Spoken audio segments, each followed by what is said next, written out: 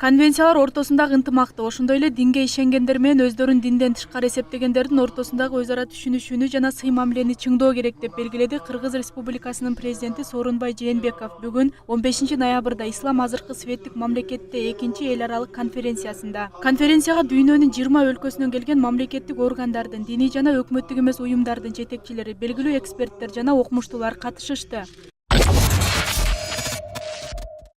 2017 жылдын жыйынтыгында өлкөнүн ички дүң өнүмү 520 миллиард 900 миллион сомду түздү. Ал эми экономикалык өсүшү болжолдонгон ченемден ашыкча деңгээлде көтөрүлдү. Бул тууралуу премьер-министр Мухаммедкалый Абылгазиев Чогорку кеңеште 2017 жыл үчүн республикалык бюджетинин аткарылышы жөнүндөгү отчетту бекитүү тууралуу мыйзам долбоору каралып жатканда билдирди. 2017 жылдын республикалык бюджеттин кирешелери жалпы көлөмү 134,5 миллиард сомду түздү. Бул пландан 96,2%. Салыктык кирешелердин көлөмү 91,4 миллиард сом болду. Же пландан 96,3%. Салыктык эмес төлөмдөр 27,3 миллиард сомду түздү. Же болбосо 99% салыктан. 2018 жылдын жаңыртылган бюджетинин долбооруна ылайык өлкөнүн ички дүң өнүмү 558 миллиард 400 миллион сомду түзсө, экономиканын өсүшү 2,8% деңгээлинде болжолдонууда. Ал эми бюджеттин киреше бөлүгү 142 миллиард сом көлөмүндө каралды. Бул бекитилген көрсөткүчкө салыштырмалуу 1 миллиард 100 миллион сомго көптүк кылат. 2018 жылдын сентябрь айынан тартып өлкөнүн социалдык экономикалык өнүгүүсү оң натыйжаларга чыга баштады. Экономиканын дээрлик бардык реалдуу секторларында өсүш камсыз болуп жатат. 2018 жылдын аягына чейин ички дүң продукциянын көлөмү 2,8% деңгээлде болжолдонууда. Номиналдык көлөмү 558,4 миллиард сомду түзөт. 2019 жылы республикалык бюджеттин өсүшү 2 эсеге жогорулады. Мындай көрсөткүчтөргө эл өкүлдөрү ыраазы болуп, ушундай темп менен уланса өлкөдө бир топ жетишкендиктер болорун айтышты. Эң чоң бөлүгү бул бюджеттик тартыштын 2 эсе азайышы. 20 миллиарддан 10 миллиардга азайып атат. Демек, бюджеттин туруктуулугу 2 эсе көбөйүп атат. Бул биринчиси. Экинчиси, биринчи жолу премьер-министр өзүбүздүн киреше менен өзүбүздүн болгон чыгашанын баарын жаап атат. Салык жана салык эмес кирешелер менен корголгон жана корголбогон беренелердин баарын жаап, положительный сальдосы 2 миллиард сомго чыкты. Дефицит 15 миллиардга түшүп.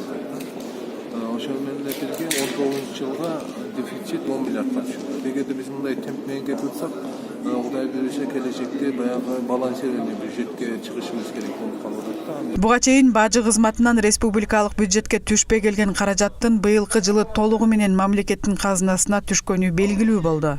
17 жылы 10 миллиард сом таможнядан бюджетке түшкөн эмес. Ошонун далили 18 жылы чыгып атат. 14 миллиард сом чыгып калды. Демек, мурун дагы түшпөй жүрсө, жылына бир 10 миллиарддан түшпөй жүрсө, анда 7 жылдын ичинде 70 миллиард сом бюджетке түшпөй, анда каяка кетти деген суроону мен укук коргоо органдарга көңүл буруп койдум. Эмгек жана социалдык өнүгүү министри Улукбек Кочкоров калкты тейлөө борборуна барган учурда балага сүйүнчү акчалай төлөмдөрдү 2-3 күндө берилиши керектигин айтты. Улукбек Кочкоров сүйүнчү пул алуу үчүн жарандардын арыздарын кабыл алуунун жол жобосу менен таанышып чыкты. Мамлекеттик каттоо кызматынын төрагасынын орун басары Руслан Сарыбаев анкеталар толтурулуп, андан соң маалымат Эмгек жана социалдык өнүгүү министрлигинин базасына түшөрүн көрсөтүп берди. Улукбек Кочкоров андан аркы процесстин жүрүшү боюнча Октябрь райондук социалдык өнүгүү башкармалыгынан маалымат алды. Тазалык ишканасы менен биргеликте 1-Май районунун акими Мавлян Аскарбеков да түндөн тарта иш баштап, көчөлөргө туз, кум себүү иштерине катышты. Бул тууралуу Мавлян Аскарбеков өзүнүн Facebook баракчасынан видео тасма аркылуу жарыялаган. Саламатсыздар достор. Мен азыр тазалыктын базасында турам. Түнкү саат 2:30. Бул жакта азыр толугу менен машиналар 4 районго 5 машинадан чыкканга даярдык иштери көрүлүп жатат. Мына өзүңүздөр көргөндөй азыр бул машинага кум салып жатат. Мынакей бул жакта кум, мынакей өзүңүздөр көргөндөй. Бул жактан кум салынат дагы. Мынакей бул машинага. Балдар азыр тустарды салып жатат машиналарга өзүнчө.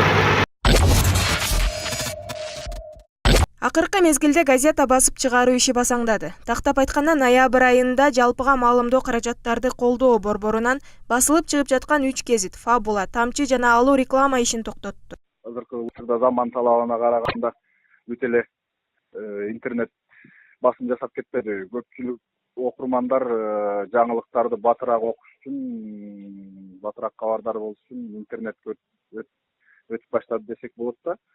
Ошондуктан ошонун дагы таасири болду окшойт. Гезиттердин тираждары түшүп, кээ бир гезиттер убактылуу чыгуусун токтотуп жатышат.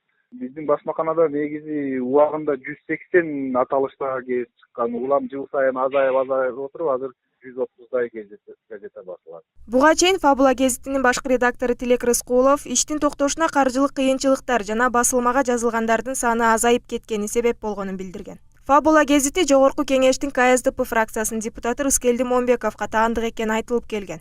Бирок ал бул маалыматты четке каккан. Гезитти мурда баштагы аты форум болчу, кийин ат өзгөртүлүп кайра каттап өткөндө Фабула болуп калган. 2012-13 жылдырга чейин ал гезитте мага таандык болчу.